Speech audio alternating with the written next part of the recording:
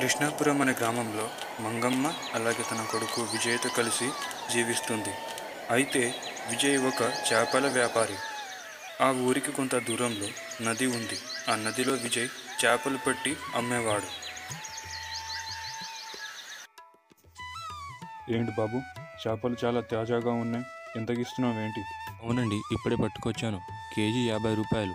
తీసుకోండి, తాజాగా ఉన్నాయి. అలా విజయ్ వ్యాపారం చేస్తూ తన జీవితాన్ని సాగించేవాడు.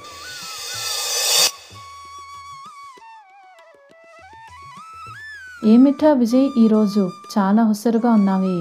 రోజు నువ్వు తీసుకొని వెళ్ళిన చేపలు త్వరగా అమ్ముడుపోయాయా ఏంటి? అవునమ్మా, ఈరోజు తాజా చేపలు ఉండడంతో అన్నీ అమ్మేశా. ఇదిగో ఈరోజు ఆదాయం.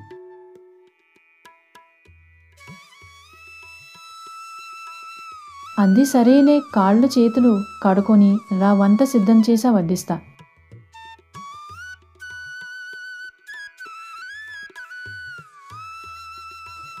సరే అమ్మా, నేను సంతకు వెళ్ళి వస్తా. విజయ్ సంతకు వెళ్ళిపోతాడు. విజయ్ స్నేహితులు రఘు మరియు విక్రాంత్ విజయ్తో కలిసి, ఏరా విజయ్, ఎప్పుడు లేనిది ఇటువైపు వచ్చావు? ఏదో అలా సంతలో తిరుగుదామని వచ్చాను, కానీ మీరు కనిపిస్తే ఇటువైపు వచ్చా. అదేం లేదులే, మేము మధ్యాహ్నం చేపలు పట్టడానికి వెళ్తున్నాం, నువ్వు కూడా రా. అలా విజయ్ తమ స్నేహితులతో కలిసి కొన్ని చేపలు అయితే అందరూ కలిసి పడతారు. ఈరోజు చేపలు బాగానే పట్టాంరా. మేము రేపు రావడం లేదురా.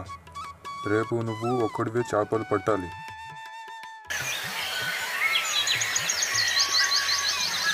మరుసటి రోజు విజయ్ ఒక్కడే నదిలో చేపలు పడుతూ ఉంటాడు. అయితే అప్పుడే ఎక్కడి నుండో కాపాడండి కాపాడండి అంటూ శబ్దాలు వస్తాయి. కాపాడండి, కాపాడండి, కాపాడండి. తీరా వెళ్ళి చూస్తే అక్కడ ఒక బాతు ఉంటుంది. ఆలస్యం చేయకుండా విజయ్ ఆ బాతుని రక్షిస్తాడు. అప్పుడు ఆ బాతు జలకన్యగా మారుతుంది. చూడు నాయనా, నీ పని నువ్వు చూసుకోకుండా ఇతరులు ఎవరైనా సమస్యల్లో ఉండేవారికి సాయం చేసే నీ గుణం నాకు నచ్చింది. అందుకే నేను మీకు ఈ మాయ నది దగ్గర ఒక బుట్టని ఇస్తున్నా. ఓ మాయ నది, ఒక్కసారి ఈ బుట్టలో చేపలను నింపు అని ఆదేశించగా నీకు ఎన్ని చేపను కావాలంటే అన్ని చేపలను నింపుతుంది అని చెప్పి జలకన్య మాయం అయిపోతుంది.